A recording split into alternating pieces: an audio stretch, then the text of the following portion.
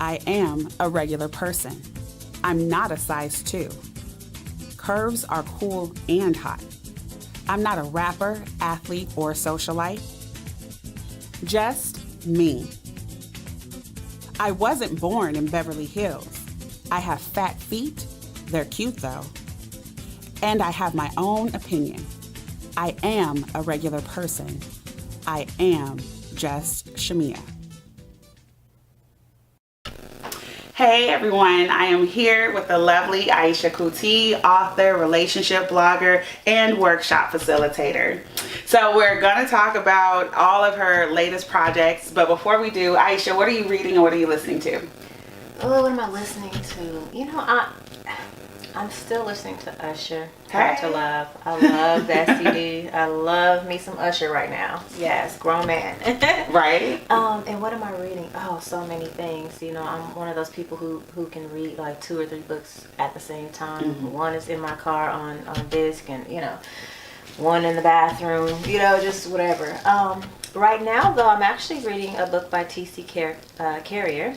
It's entitled Black Sun Rising. Mm-hmm. Excellent read for all men of color, men who are in leadership roles.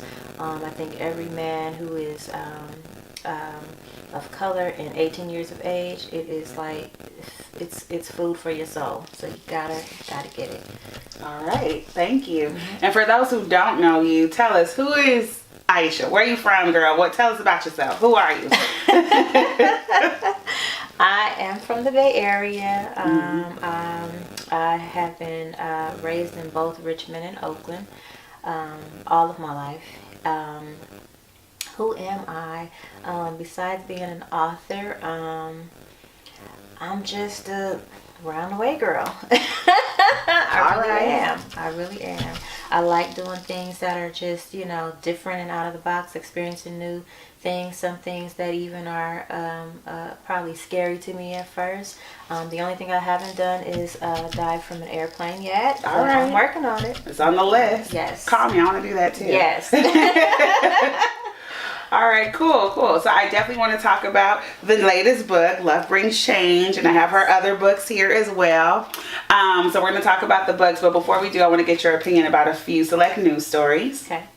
Okay, so the world is facing the largest humanitarian crisis since the founding of the United Nations in 1945. According to an Al Jazeera article recently, approximately 20 million people in Nigeria, Somalia, Southern Sudan, and Yemen are facing starvation and famine. In Southern Sudan alone, approximately 270,000 children are facing imminent risk of death. Now, the United States is supposedly the wealthiest nation in the world as well. We're also the largest wasters in the world when it comes to food. We waste over 1 billion tons of food every year. The value of that is over $1 billion, obviously, but we waste over 1 billion tons of food a year.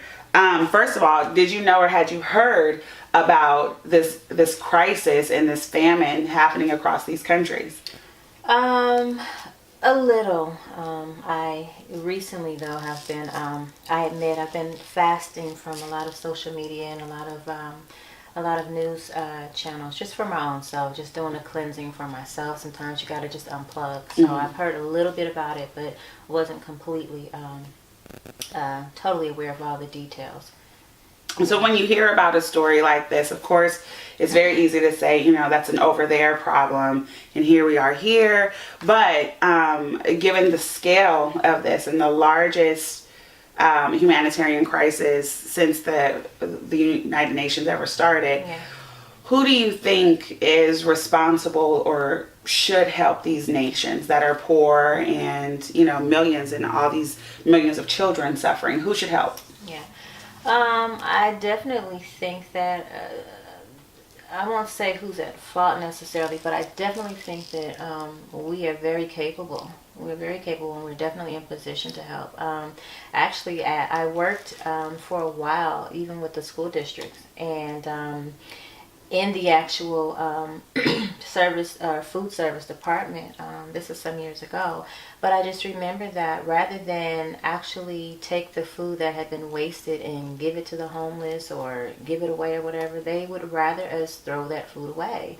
And it was a lot of food. You think about all preschool age children or the younger generation. Most of them are very picky with their eating, and so there's a lot of food that does not get touched at all. And so just thinking about that here in the States, you know what I'm saying, and how much food as confirmation as to how much food that we waste on a daily basis, less known an annual situation. And so I definitely think that we're if no one else is, we're definitely in position to help, and we should. Yeah. We have no problems going over to help other countries when, they need help or aid in situations that draw us to feel like that war is necessary. And we spend, let's not even get into that. The financials of that. And so, I think that if no one else helped, we are definitely capable of sending at least some possible aid.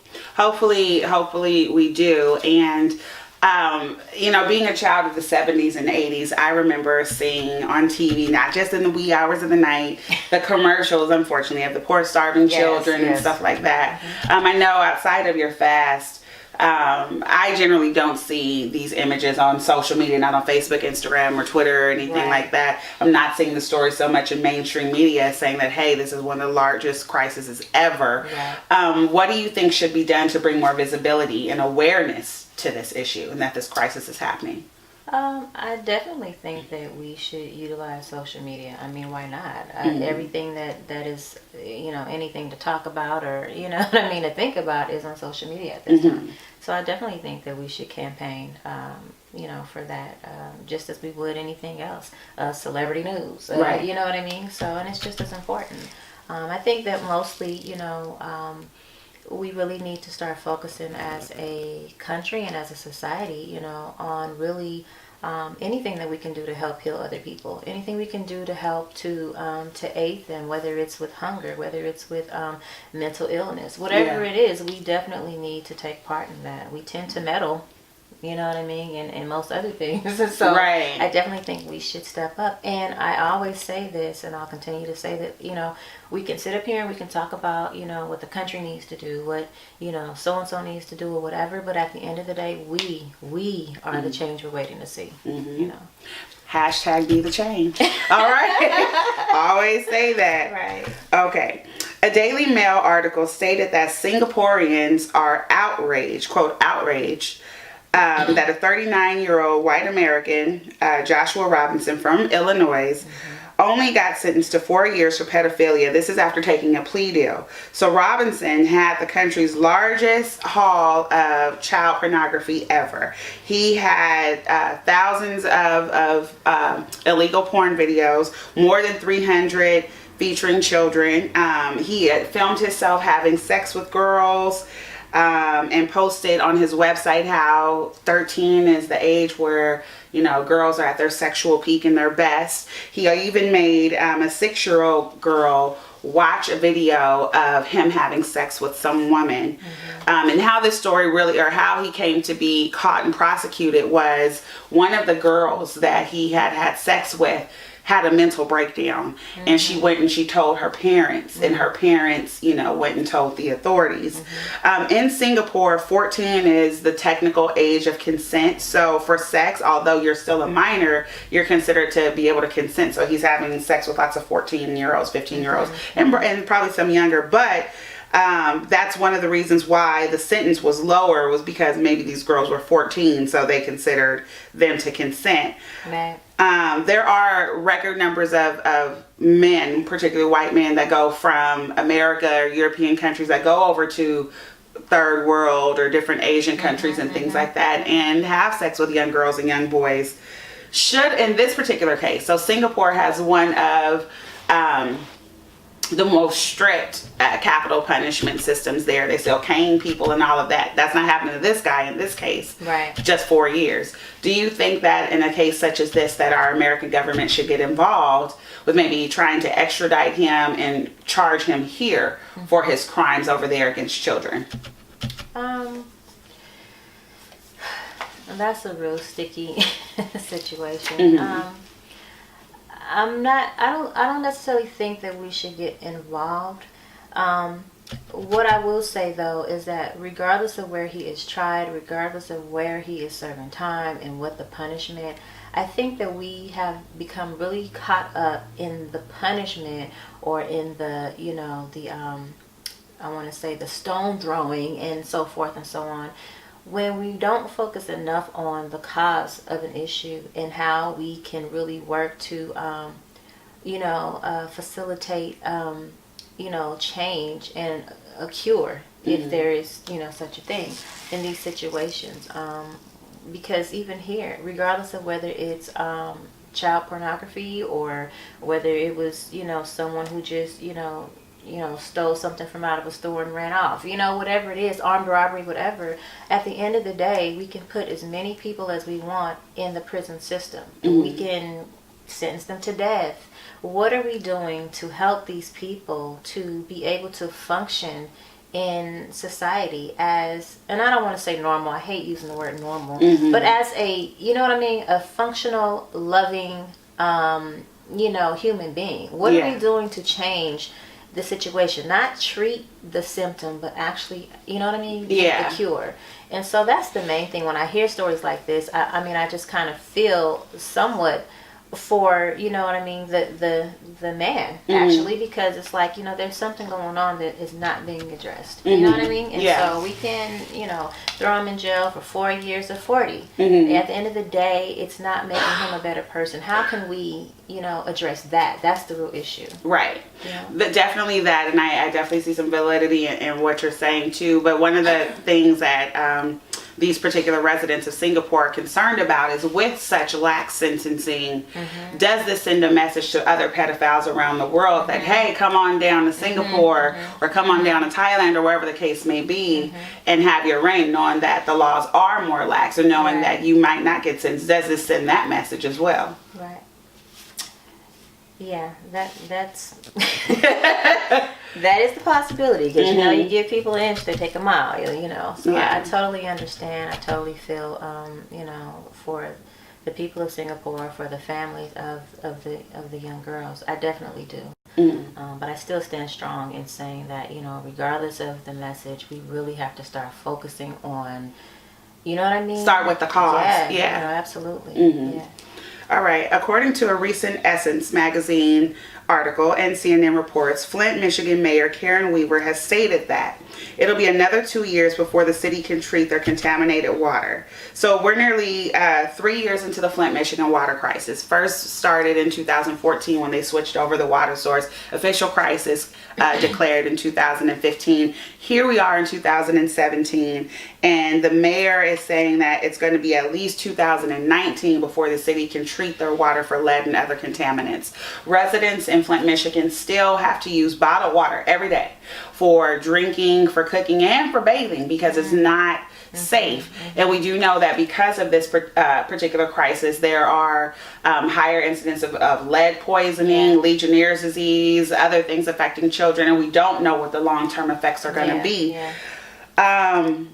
Flint, Michigan is also primarily or predominantly an African American city. Do you think that this would happen, that this crisis would be ongoing and going for 3 years and another 2 years before the mayor is saying that they can even treat their own contaminated water? Do you think this issue would linger so long if the city had been primarily white? Absolutely not. Absolutely not.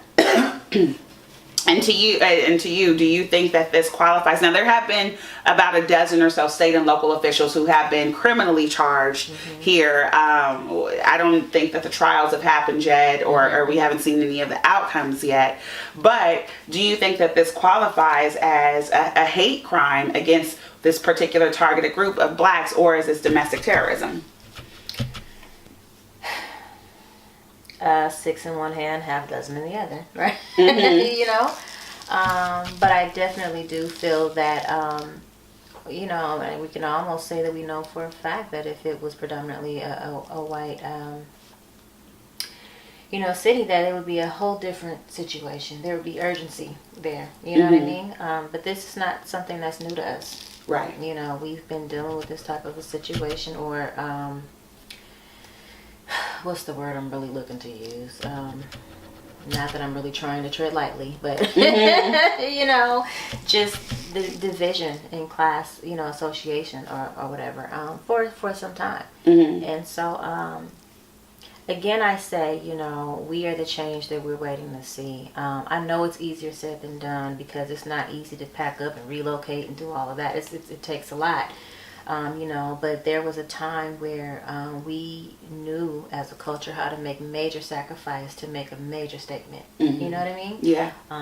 Thus our boycotts and so forth. It wasn't easy for us to even do that, I'm sure, in those times. You know, people had to still get to work. You might have been 2 hours walk away, but it was a sacrifice that you made because we had to make a major statement. Right. And so, you know, the best way for change is for you to basically do the best you can do for your part. You know what I mean? So who do you think should bear the brunt for fixing this? I mean, another 2 years of people not having clean water. Obviously, there's lots of whatever, quote unquote, red tape with government, whether it's local, state, or federal, fixing this. Do you think that the Bill and Melinda Gates, who have billions, do you think Zuckerberg, who has billions of Facebook, do you think all of our celebrities, Beyonce and Jay-Z, or some of our highest paid entertainers should get in there and fix it for the people? Or do you think that we should just wait for the government? Who should fix this? I think we all should. I think all of us, every last one of us, you know, who is capable, and I don't care if it's donating $1, a case of bottled water, whatever it is, whatever we can do. I just think that, again, we need to bring more light to that, you know what I mean, through social media, through whatever avenues that we can use. Just Chamia Show. Yes, absolutely, Right. absolutely. And, you know, definitely. You don't hear a lot about celebrities getting involved. It's almost as if most of them have, you know, maybe some nonprofit organization or, you know, something that exists. Tax write-off. I was just about to say, as a tax write-off, it sounds good, looks good on paper, and it's beneficial to you, but you really don't hear enough about them stepping up and really coming in situations like this and doing what they can do. You know what I mean? Doing more. Or even facilitating a situation, whether it's social media campaign, like I said, you know, where you're actually bringing awareness to this. So, I think we should all be held accountable. Absolutely. Yeah. Absolutely. So sometimes it has to start at the grassroots level. Yes. So hashtag be the change. All right. All right. Speaking of hashtags, hashtag ATL orgy has been trending recently on Twitter after Atlanta woman Sydney Green created a website and posted some online videos advertising her birthday sex party, slumber party in Atlanta. So you buy a ticket online and you get to go stay there, you know, have some food, some drinks, and lots of sex. Protected or not, up to you. In interviews, Green has stated that she believes that people get STDs if they attract that, if their energy is wrong and they attract that. She also says that she believes in having unprotected sex with those that she's on the right vibration with, that she vibes with, etc. According to a recent article in Managed Care magazine, the Centers for Disease Control estimates that at any given time, more than 100 million Americans have an STD. The article also stated that rates for STDs are on the rise, especially chlamydia and syphilis. When you think about a place like Atlanta, when you think about the African American population, and we know that certainly STDs behave differently in black bodies, and there are higher incidences of new cases of HIV and AIDS in black women than in any other race or demographic. What do we need to do, if anything, to educate people on testing and prevention, if anything? Or are we doing a good job at it? You know, are we doing a good job? You know what? I'm gonna say something probably a little bit different, you know, because part of what she is saying, the young lady here, is true. Part of it is true. We do attract the things that we bring into our lives, including STDs. The majority of things that manifest themselves in our bodies as illnesses or chronic illnesses are things that are there because of our own mental state. You know what I mean? So a lot of that is not necessarily, on a regular level, if we're just in this dimension, we're just kind of like thinking that everything we see is what it is. Not necessarily so, because we are multidimensional people.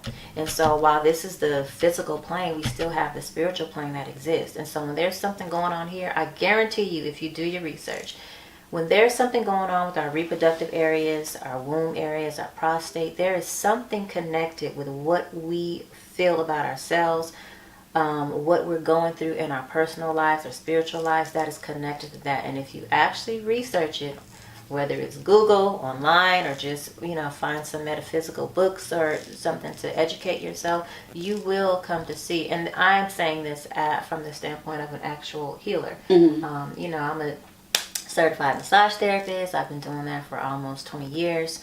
So I am a healer. I'm an empath. I'm an intuitive. And so I can vouch for what she's saying, that a lot of what we attract is definitely, or I'm going to say STDs, but because that's specifically what we're talking about, is definitely something that we attract into our lives. On a spiritual level. On a spiritual level, for other things that we're going through, and the way that we even think about our womb. So to answer your question, kind of bringing it back around, what we're not doing enough of is educating our children on positive self-esteem. We're not educating them on the true understanding of what love is and what it looks like, what a real relationship is and what it looks like. Why?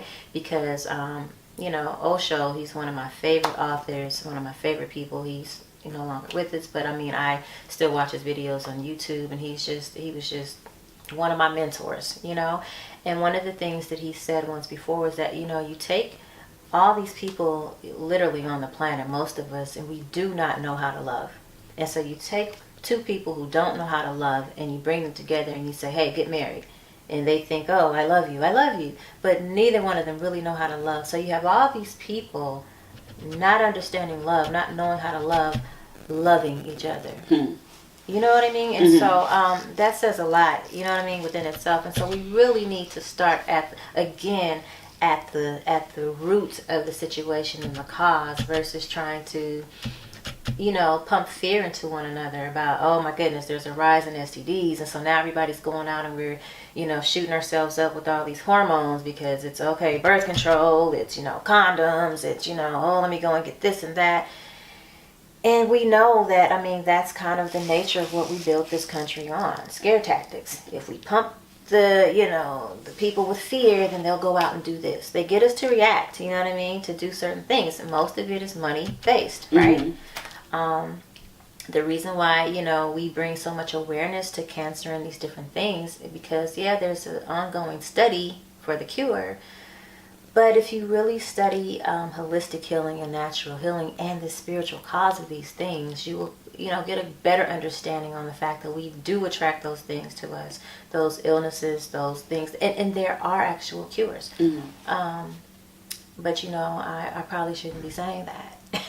No, say what you feel and say what you believe. That's what it's about. Real show, real people, real opinions. It's more money in treating the problem than there is in granting the cure. So I'm not saying I'm condoning her giving a sex party for her, whatever. But let's talk about that. Let's talk about that too, because one of the things that she said is, she likes having unprotected sex. It feels better. Her vagina doesn't smell like rubber and man-made nastiness. Yes. She likes the feeling of that. But here in this case, you have a woman who is talking about her sexual liberation and is freely expressing herself sexually. And I saw some of the response on Twitter and from Black Twitter, and people are talking about, hey, in Atlanta, everybody gonna be coming out of there burning, and kind of making jokes and she laughed about it too. So some of the memes were a little bit funny, but on a deeper level, again, you have this woman who's talking about, this is who I am, this is what I like sexually, and I'm okay talking about it. In your experience, you know, have you seen that a stigma exists or still exists between women expressing themselves sexually and men expressing themselves sexually? Absolutely. I mean, you know, it's always been a situation where men can be, you know, extremely promiscuous, so to speak. I don't even like using that word, to be honest, but sexually free. And, you know, everyone's like, yeah, you know, he's a man, you know. But if that's what they do, right? You know, if a woman does that, then of course she's a stank hoe, right? You know, whatever. And I just think that's so ridiculous because, you know, we're women, we're goddesses. That's what we do. We come here to procreate. We come here to make love to our men. A lot of women can hold more than one man. Nobody talks about that. You know, you think about kings having concubines and all that. Nobody talks about the queens because they still, you know what I mean? They have that same energy. They are leaders. They are rulers. And sometimes, again, that just brings up for me the topic of open relationships. We hear that word and we're like, oh, dirty word. Yeah. And at the no, she did. And at the end of the day, you know, open relating does not always mean that you're having sex with all these different people. But if you are, okay, you know what I mean? I truly do believe that you attract what you need into your life. And one of the reasons, we'll get more into that possibly when we talk about the book. But one of the things that I really enjoy about openly relating is that most people, you know, half the time you're doing it and you don't even know that you're doing it. You know, if your guy is not particularly the type of guy who is affectionate and he rubs on you or holds your hand in public and all that kind of stuff, well, you know, you still need masculine touch. It doesn't mean you have to go out and, you know, and just, you know, go mess around with 5,000 other guys. But it does mean that, hey, I particularly prefer a male therapist, massage therapist, because I need that male energy. I need to be rubbed on by a guy. When he's rubbing on me, am I feeling like, oh my God, I want to jump your bones? No. But if I am, it's a natural reaction. I'm a woman. He's a man. You know what I mean? If my guy is not a great talker, well, I might have a male therapist, psychotherapist, or just a male mentor, advisor, a spiritual advisor, which or I just do. a friend. Yeah, absolutely. Who I can go and get male perspective from, and that's my way of, you know, being able to communicate with my guy better because he doesn't know how to. You know, most guys are not great talkers because they don't know how to communicate. You know what I mean? And so, until he learns that or we work on that, then I need some kind of way to be able to understand what he's saying without him even saying it. You know what I mean? So that's really open relating to me, having more than one male energy or female energy in your life. You know, there's no reason why you should go to work and you feel like you can't go to lunch with your coworker because she's a woman. My girl's gonna trip out. Oh my God. That should not be the case. You know, we have to be able to be authentically ourselves. And I just really commend her for being authentically herself. Like, live in your truth. You know what I mean? Live in your truth nonetheless. So I appreciate that, you know, she's doing that. Again, I'm not saying that I condone it, but I'm not saying that I don't, because I don't know her. I don't know, you know, the situation. But I mean, you know, people think the Scorpios are sexually free. I'm a Scorpio, you know? So, like I said, I mean, as long as you're taking care of yourself here more so, is what I'm saying. Trust me when I say this. Do your research. Take care of yourself here. Take care of yourself here. And all of this is going to be okay. You know what I mean? I promise you. But yeah. Love that. Okay, recent stories that have been popping up globally about smart device makers listening in, tracking and sharing your data. There's all these new home devices out, you know, from Amazon and different places, and you can ask it to do something, order something, whatever the case may be. There's smartphones, smart TVs, all these things that have been reported to be tracking your data, your movement, this, that, and the other. NPR reported that the makers of the WeVibe vibrators had to pay nearly $4 million after settling a class action lawsuit where they were secretly tracking the use of the vibrator, both when and how it was used. So Standard Innovations, which is a Canadian company, are the makers of WeVibe, and they were particularly looking at the rhythms and patterns, and how often and how the vibrators were used. And there's an app that you connect this vibrator to, that you can use to change all of these things: the vibrations, the patterns, the rhythm, all of that. And maybe your partner is on a business trip in China or whatever, and they can just log into the app and zip, zip, hook you up from way overseas. Something like that. Right. Had you heard about this story where a vibrator company, is tracking the usage, how it's used, and how often people are using their vibrators? Had you heard about this? I had not. I didn't even know that was a possibility. Right. But I mean, why not? Because modern technology has taken a huge leap. Mm-hmm. So no, I hadn't heard about that, but that sounds rather interesting. When you think about it, our homes, everything is inundated with devices that are meant to respond to you and think and what you need and anticipate all of that. So is this just the next logical step in that? And what sort of data capturing, tracking, and sharing is okay? Yeah. If any. Right, if any. I don't really think privacy much exists anymore. I think that is an illusion. Mm-hmm. It just makes us feel better to think so, but not so much. But I definitely feel like that is a for sure violation. I mean, come on. Yeah. You know what I mean? Like that's taking it into the bedroom, literally. Yeah, I mean, literally, and into other places as well. Right. Like, are you counting the pulsations? Like, I don't know. That's actually, yes, they were. Yes, they were. And I was just joking. Yeah, that's a bit much, definitely. Oh my goodness. So yeah, it's crazy we should talk about that. I had never connected to the app, but I did have a WeVibe. I do have a WeVibe. And so I was surprised when I heard about this particular story. It's kind of crazy. Yeah. All right, Miss Eisha, when did you start writing? Oh my goodness. I have been writing, I always say this, ever since I was able to hold a pen, actually. One of the things I remember, though, is it was about 6th grade. So I'm going to say junior high-ish.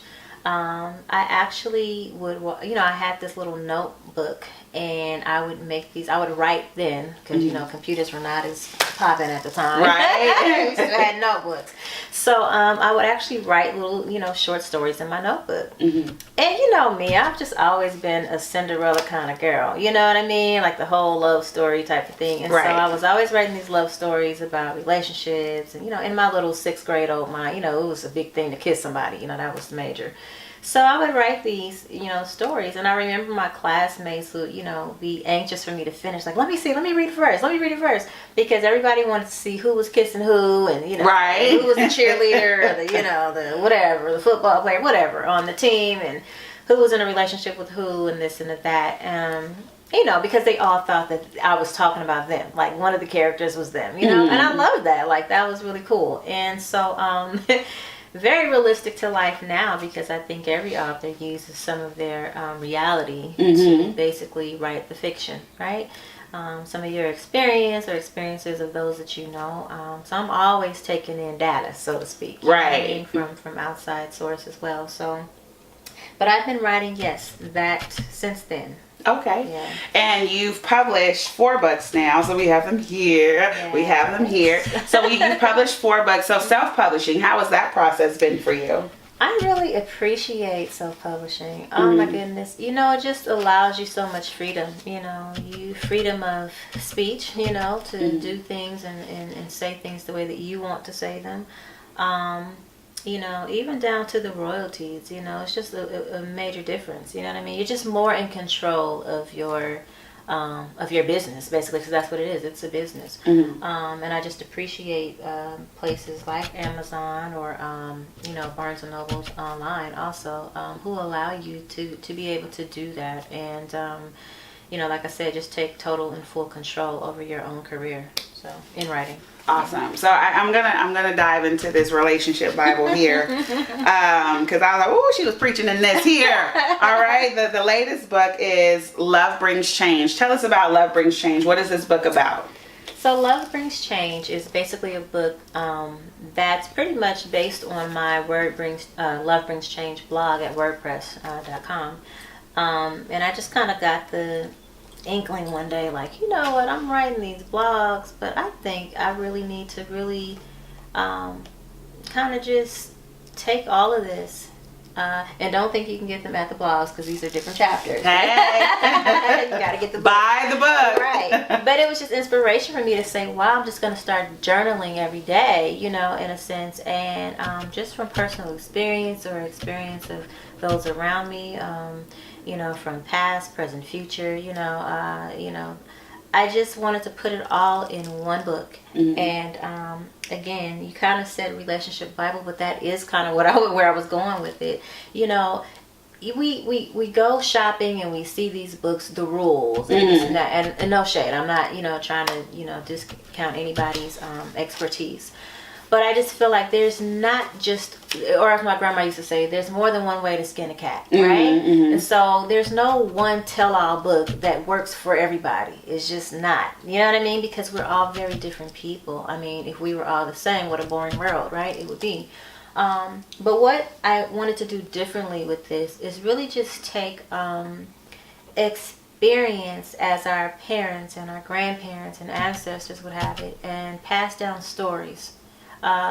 You know, that could last for generations, you know, that would basically bless us, speak to our souls, and also teach us that, you know, to get the love that you want with the love that you're with, which is the subtitle. That part. It's really not about changing the other person, because we are bad at that, women. I know we are. We see the potential in our men. We just want to change them. We just want to. I could just fix this little part. Yes, absolutely. But at the end of the day, you can incite change in your children, in your man, in your family, in your whole reality. But the changes start here with you doing the work in here. So we're gonna dive into the book, because there's a few nuggets I want to share. I'm not gonna read the book to y'all, because as you can see, there's a lot to read here. But I'm gonna talk about this specifically. But before I do that, I call this like a relationship Bible. It's really good reading. And you're a very wise woman. I mean, I have your other books here. I've known you for some time, and you are a very wise person. One of the things that I see often is people look for someone to have a certain credentials, be a certain age, or look a certain way to be considered an expert, quote unquote expert.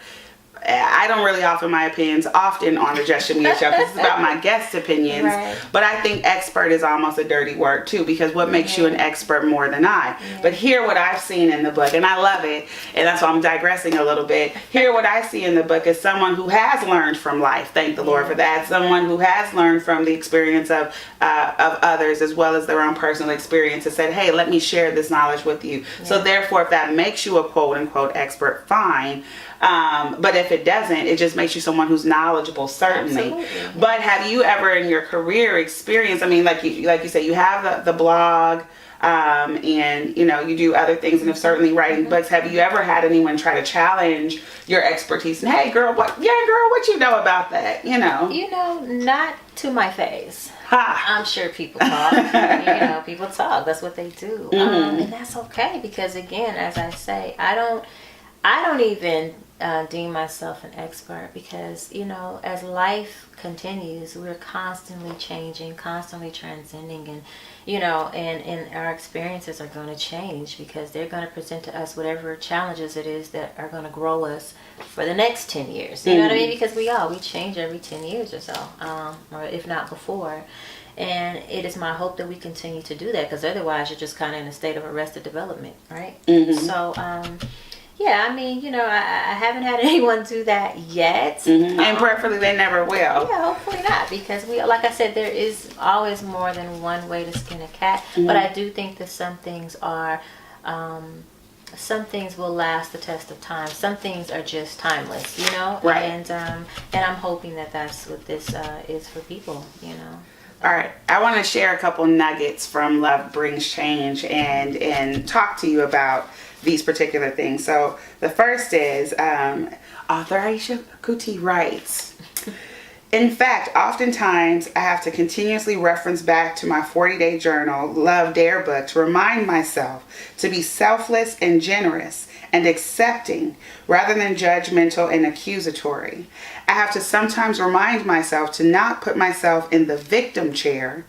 But all in all, because I now understand love unconditional, I am more patient, kind, and understanding of how to meet people where they are. So this kind of gets to what you were just talking about. Yeah. As men and women, we get with someone or we're interested in someone and we see you, there's some attraction there, but we like, oh, but I could change that, or you need to work on that. Mm-hmm. And what you're talking about here is meeting people where they are. Why is that important?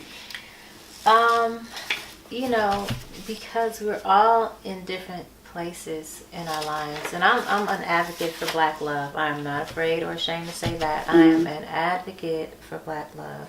We as a people have been through so much.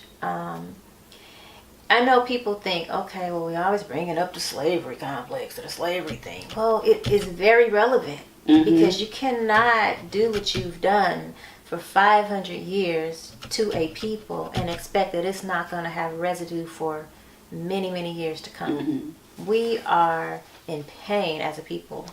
We need a lot of healing as a people. We lack trust in one another. We lack what we feel like is protection and provision from one another.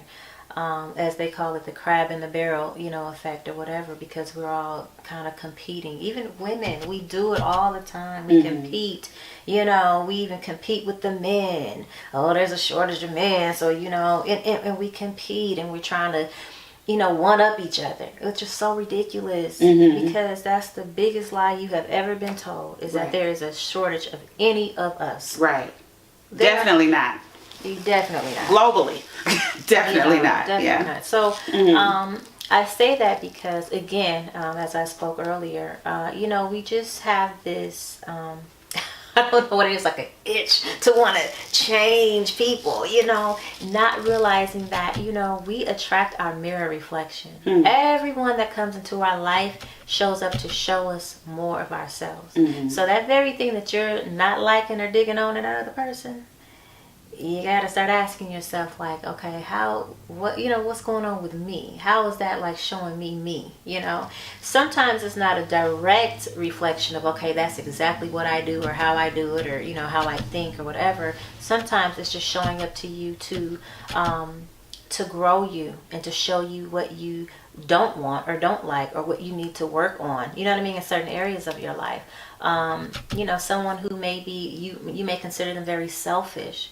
You may be very generous and giving, almost to a fault. Mm-hmm. So maybe that person shows up for you in your life to show you how you have to be a little bit more selfish so that you can replenish yourself. Mm-hmm. You know what I mean? And get what you need to get where you need to get to, So you just, I could talk all day on that. But so meeting but people. But it's good stuff, meeting mm-hmm. people where they are. Yeah. All right, another thing that you stated here, love is not something we fall into, but it is something we rise up to. Yes. That is so deep. Mm-hmm. Can you talk a little bit about what you mean, what it means to rise up to love versus falling into love?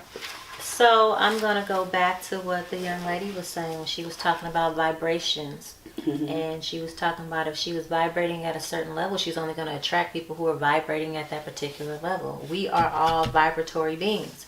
We are vibrating. If you believe in laws of attraction, they teach you that, right? Mm-hmm. We're all vibrating at a certain level, and so whatever it is that vibration is that you're at is what you're going to attract into your life. And so even if it's wealth or a mate or a great relationship or artistic capabilities, whatever it is that you're after to achieve or accomplish or attract, you have to actually think and act and rise to that vibration so that you can attract that particular thing at that vibration into your life.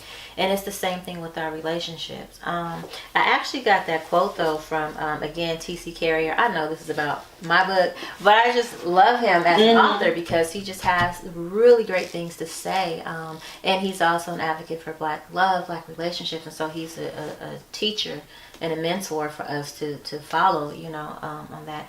And so I got that quote actually from one of his writings, and so I just really love that because we tend to always say we are falling in love as if it's something we're descending into. You know what I mean? But it's not. Love is the highest vibration. Thus the message of Jesus, right? He talked about unconditional love. That was the greatest gift he gave to mankind. And if he's saying that's the greatest gift, he's really saying that's the highest vibration. Like, it doesn't get any better than that.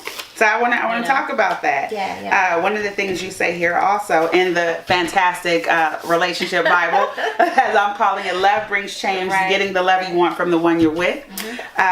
You write here, we have been so misinformed about what love is and what it looks like until most of us are absolutely clueless and would miss it, even if it was staring us smack dab in the face. There are 3 types of love, of course. Eros, which is a romantic love. Philios, which is brotherly love. And agape, which is unconditional love, which is exactly that, unconditional love. Unconditional. So that gets to what you were just talking about. Most people just think love. And here you define 3 different types of love and the meaning of each. Yes. But most people also think that they understand unconditional love. Because we say that, don't we? I love you unconditionally. Right. Until you do something I want you to do. Exactly. And so until you don't rise to that potential I done set for you in my mind. Exactly. And all those many expectations. Right. So, again, I just want to expound on that. Loving unconditionally is exactly that, loving without conditions. And then people argue, well, you mean I can't have expectations? Yes, I'm not saying don't have expectations. What I am saying, though, is don't set them so high that you yourself can't even, can't even reach them.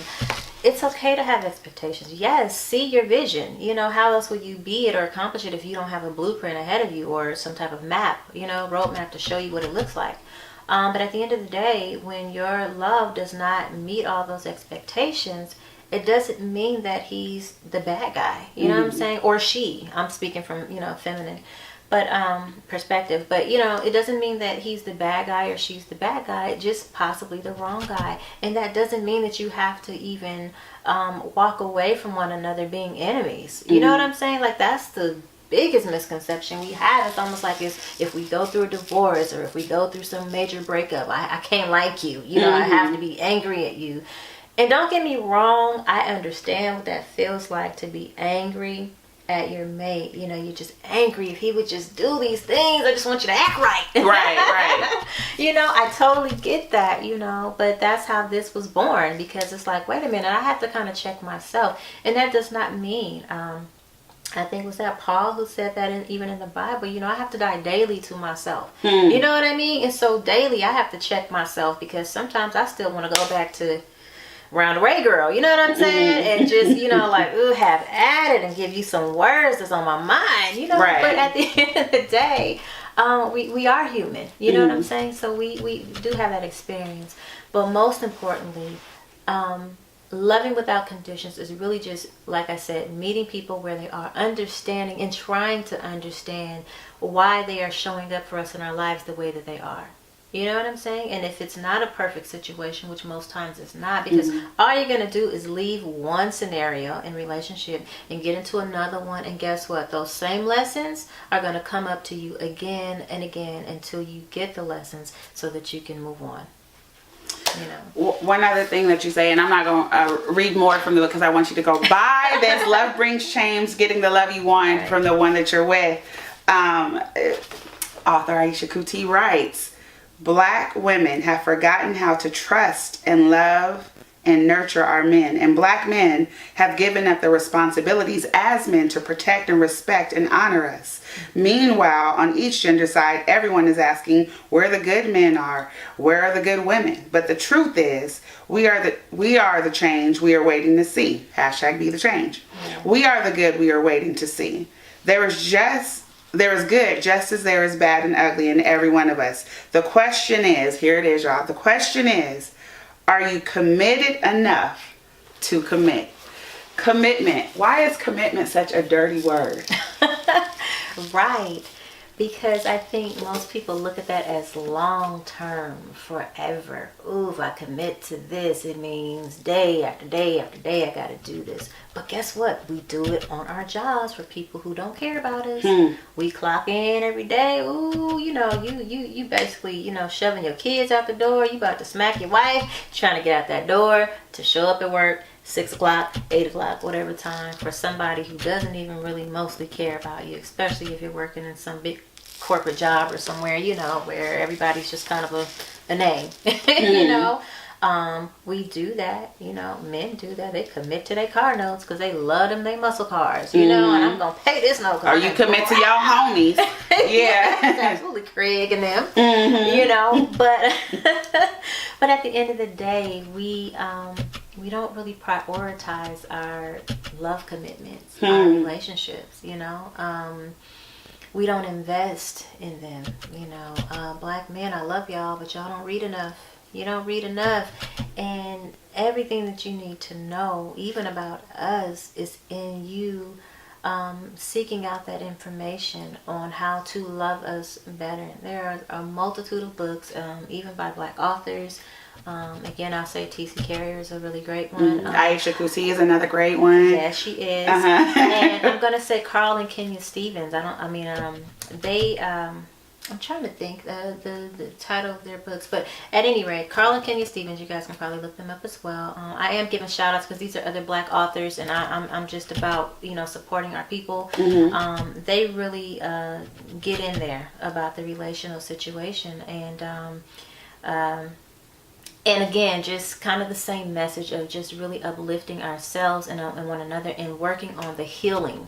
Because that's the key to us having lasting relationships, is working on the healing process. You have to know that if you are 30 plus dating, you're coming with some issues. Right. You got some issues. He got some issues. She got some issues. We got issues. But we're so quick to say, you got all them issues. I don't need all that drama and this and that, the other. But you are fooling yourself, sweetheart, because we all are coming with some drama. Right. We got kids and baby daddies and mamas, and I hate using that word, but baby mothers and fathers. And, and so you're coming with some baggage, some things, some hurt, some stuff you haven't even let go of that you don't even know that you're holding on to. And how do we know that? Because those are the things that are manifesting themselves in us as endometriosis, as cancer, ovarian cancer. We hold every issue and stress in our life in our wombs and in our prostate, men. So there's some healing work that has to be done. And if you are, matter of fact, I think Carl Stevens actually said this in his book, you really are not a man. You cannot call yourself a man truly until you have healed a woman. Message. That's it. And women, that does not let you off the hook. We have to heal our men, and we can do that with our wounds. Yeah. Do you understand what I'm talking about? Like, y'all don't feel me. I feel you. I absolutely do. There's a lot of work to be done. I like that, you acknowledge what most of us need to acknowledge is before you go doing all this, absolutely, look here first. Yes. Look here first and start with self and reflecting yourself. Die daily, and reflect inward of how you can be a better person and what you can do and bring to a situation. I'm telling you, this love Bible, love brings change. Getting the love you want from the one you're with is awesome. It's out now. Where can people get the book, Eisha? At Amazon.com. Amazon.com, as well as her other 3 books. Yes. You can find them also on Amazon. All right. What else is coming up next with you? So a couple things coming up. I'm actually working on a series of children's books. easy readers. So it'll be for like preschool age children to help them kind of start learning sight words and stuff, and then also give them a little bit of a cultural flair to it. And then I also have upcoming workshops. I still facilitate workshops for couples, just to kind of really dive into the importance of intimacy in a relationship, of touch, and so many other things. I also do tantra workshops as well, and so that's just another, like I said, that's a whole nother interview for another time. I just think an area of misconception and misunderstanding big on a major level. Absolutely. Yeah. Something we definitely need to tap back into. That's our stuff. Black people, that's our stuff. We got to get back to home. You know what I mean? So, yeah. But so far, that's what. You know what? And I don't talk about this much because I always publish under, or am planning to anyways, under the pseudonym Black Erotica, because some of my people or followers of my poetry do know me as Black Erotica. But I am also working on a book, a collection of short stories regarding fetishes. It's going to be delving into the life of people with fetishes, something that we don't talk about a lot in our culture. Right. You know, we think of it as kind of another culture kind of a thing. Yeah, it's for them other people and that's nasty. Absolutely. Yeah, but real sexy read coming. So awesome. I look forward to buying that. I will be gifting this. Love Brings Change to a lot of folks because I think this is an awesome, amazing read. I think that these are the kind of conversations and dialogue that we need to be having, certainly within ourselves, within our sister circles, brothers amongst brothers, and certainly between couples and in relationships. Even if you're dating, you don't even have to be quote unquote committed to each other yet to get into this work. This is amazing. Where can people find you, Eisha? Find out more, read your blog, all of that. Yes, absolutely. I do have a blog on WordPress.com entitled Love Brings Change, which is the same title as the book. I can also be found at my personal website, which is www.eishacoutee.com. You can also find me on Barnes & Noble's Nook. And Facebook, my name as well, facebook.com/Eisha Coutee. Twitter, everywhere. I'm everywhere. Just look for me. Look for it. You'll find for me. I'll show up. I promise. And you'll find this great love work that we will continue to talk about and quote and put into practice. Absolutely. Thank you so much again, sister, for coming, for supporting me through the years, and just for being the beautiful spirit that you are. Thank you so much for having me. It's always a pleasure, always fun. So thank you again. For all the support over the years. I appreciate you. I do. All right. Oh, I feel like I'm supposed to give a hug. I know we can do that. You so much. You crazy. More mimosas now. All right, y'all. Until next time.